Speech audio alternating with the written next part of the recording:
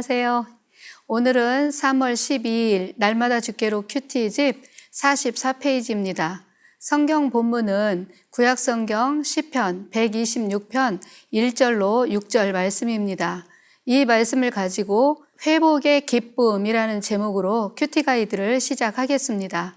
사랑하는 성도 여러분, 오늘 우리가 나눌 이 시편 126편은 이스라엘 백성들이 나라를 잃고 포로 생활하다가 해방되었을 때 구원으로 인한 기쁨과 감격을 노래한 시입니다. 우리들도 참 많이 좋아하고 즐겨 암송하며 자주 듣는 말씀이기도 하지요. 힘들고 어려울 때마다 눈물을 흘리며 씨를 뿌리는 자는 반드시 기쁨으로 거두리라 라는 말씀을 읊조리며 이겨내곤 하지요. 이스라엘 백성들도 마찬가지였습니다. 내용 관찰 1번입니다. 시인이 어떤 사건을 회상하고 있습니까? 먼저 3절을 보면요.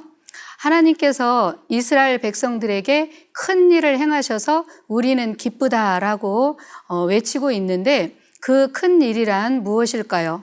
바로 하나님께서 당신의 백성들을 포로 생활 가운데서 건져주셨던 사건입니다. 이스라엘 백성들은 하나님께 불순종하고 우상 숭배를 하여 징계를 받고 바벨론의 포로로 끌려갔습니다. 그곳에서 70년 동안 포로 생활을 하며 온갖 수모와 모진 고통을 받으면서 절망의 나날을 보냈습니다. 그러는 가운데 그들이 전혀 예상치 못했던 큰 일을 하나님께서 행하셨습니다. 하나님께서 정말 놀라운 방법으로 그들을 본국 이스라엘로 귀환을 시키셨는데 그때의 가슴 벅찼던 시간들을 회상하며 감격으로 노래를 부르고 있습니다. 포로 생활 가운데서 풀려나 본국으로 돌아올 때 그들이 얼만큼 기쁘고 가슴 벅찼는지를 1절로 2절에서 보여주고 있습니다. 여호와께서 시온의 포로를 돌려보내실 때 우리는 꿈꾸는 것 같았도다. 그때 우리 입에는 웃음이 가득하고 우리 혀에는 찬양이 찼었도다. 아멘. 마치 꿈꾸는 것 같았다라고 말씀하지요. 도대체 이게 꿈인지 생시인지 분간이 안 갈 정도로 기뻤고 입가에는 웃음이 저절로 번지고 찬양이 터져 나올 정도로 가슴 벅찼음을 말씀해 주고 있습니다. 우리가 극한 어려움 가운데서 절망하고 있는데 전혀 예상치 못한 방법으로 반전이 일어났을 때 느끼는 감격을 상상해 보시면 이해가 될 것입니다. 두 번째, 백성이 바라는 회복의 모습은 무엇입니까? 4절입니다. 여호와여 우리의 포로를 남방 시내들 같이 돌려 보내소서. 아멘. 이 말씀을 문자 그대로 직역하면 포로들을 돌려 보내달라라는 말씀입니다. 또 이 말씀을 현대인의 성경으로 보면 내용을 좀 더 쉽게 이해할 수 있는데 제가 읽어보겠습니다. 여호와여 마른 땅에 시냇물이 흐르듯이 우리를 다시 회복시켜 주소서입니다. 이 말씀은 이스라엘 백성들이 바벨론에서 포로 생활하다가 본국으로 귀환할 때 한 번에 모두 돌아온 것이 아니고 3차에 걸쳐서 돌아왔습니다. 이때 먼저 귀환한 자들이 간구하기를 아직 포로로 남아있는 자기 백성들이 모두 돌아오게 해달라는 간구인 것이지요. 말씀을 보면 포로를 돌려보내주시되 남방 시내들 같이라고 말씀합니다. 여기서 이 남방은 유다 남쪽에 위치한 광야인데요. 이스라엘 지역에서 가장 건조한 땅입니다. 평소엔 바짝 말라 있다가 가을이나 겨울철이 되어서 많은 양의 비가 내려서 흐를 때, 물이 흐를 때, 그야말로 시내가 철철 흐를 때만 생명의 꽃이 피고 소생하는 땅입니다. 이와 같이 이스라엘 백성들은 포로 생활 가운데 마치 죽은 땅 광야와 같이 메말라 있고 생명력을 잃어버린 자신들에게 은혜의 단비를 부어주셔서 온전히 회복시켜 주실 것을 호소하고 있는 것입니다. 시냇물이 흘러야만 생명이 되살아날 수 있듯이 하나님이 은혜를 주셔야만 아직 포로로 남아있는 자기 백성들이 돌아올 수 있다고 강구하는 것입니다. 세 번째, 여호와께서 회복시키실 때에 나타나는 결과는 무엇일까요? 5절로 6절입니다. 눈물을 흘리며 씨를 뿌리는 자는 기쁨으로 거두리로다. 울며 씨를 뿌리러 나가는 자는 반드시 기쁨으로 그 곡식단을 가지고 돌아오리로다. 아멘. 결과는 기쁨입니다.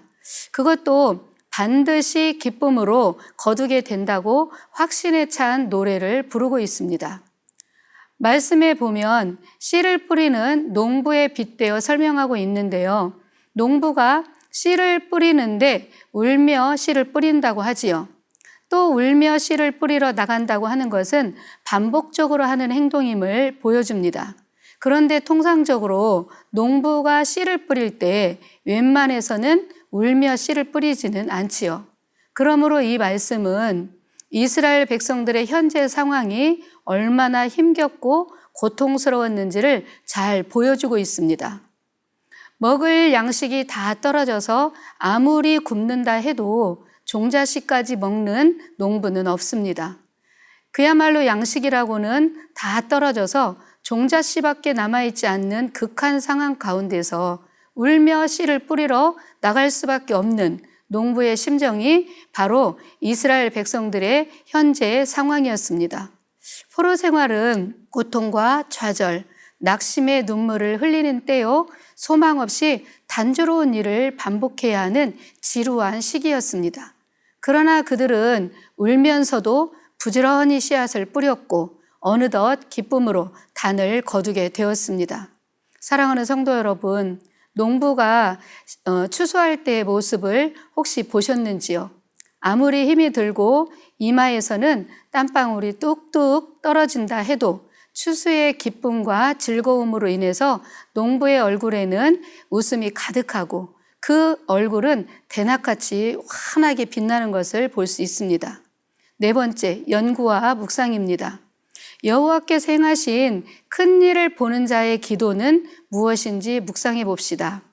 바로 확신에 찬 기도요, 감사의 찬양입니다. 이스라엘 백성들은 도저히 생각할 수도 없었던 자유, 조국의 해방을 하나님의 큰 능력 안에서 맛보았습니다. 하나님의 전적인 은혜로 그렇게 그리던 고국으로 돌아올 수 있었고 그 기쁨이 얼마나 컸던지 환희에 찬 노래가 저절로 터져나오는 감격을 경험했습니다. 그러기에 아직도 바벨론에 남아있는 자기의 동포들이 모두 돌아올 것을 기다리며 기도하는데 반신반의하며 기도하는 것이 아니라 반드시 돌아올 것이라는 확신에 찬 기도를 올리고 있는 것이지요. 우리의 신앙생활도 마찬가지입니다. 극한 상황 속에서 하나님의 은혜를 경험한 자는 또 다른 어려움을 만났을 때 잠시 당황할 수 있지만 그 어려움 속에 오래 빠져 있지는 않습니다. 왜냐하면 이전에 베푸셨던 은혜를 기억하며 다시 일어나게 하실 것이라는 것을 확신하고 그 하나님 앞에 나아가 간구할 수 있게 되는 것입니다. 다섯 번째, 삶의 적용입니다. 두 가지로 살펴보면요. 하나는 우리가 당하는 여러 가지 반대와 조롱 속에서 눈물을 흘리면서도 뿌려야 할 복음과 화평의 씨앗은 무엇인지를 생각해보고, 또 하나는 그것이 기쁨의 곡식단이 되어 돌아올 것을 믿으며 기도하자는 것입니다. 사랑하는 성도 여러분, 우리가 반드시 해야 할 것이 있습니다. 지금 여러분이 처한 상황과 형편이 너무 어려워서 다 포기하고 싶고 다 내려놓고 싶은 상황일 수도 있습니다. 그러나 그렇다 할지라도 멈추지 마시고 기도의 씨앗, 눈물로 뿌리는 씨앗일지라도 그 씨앗을 반드시 뿌려야 합니다. 왜냐하면 우리 하나님께서 반드시 거두게 하시되 기쁨으로 거두게 하실 것이기 때문입니다. 우리에게 독생자 예수님을 아낌없이 내어주신 하나님께서 우리를 사랑하셔서 반드시 기쁨으로 단을 거두게 하실 것입니다. 아멘.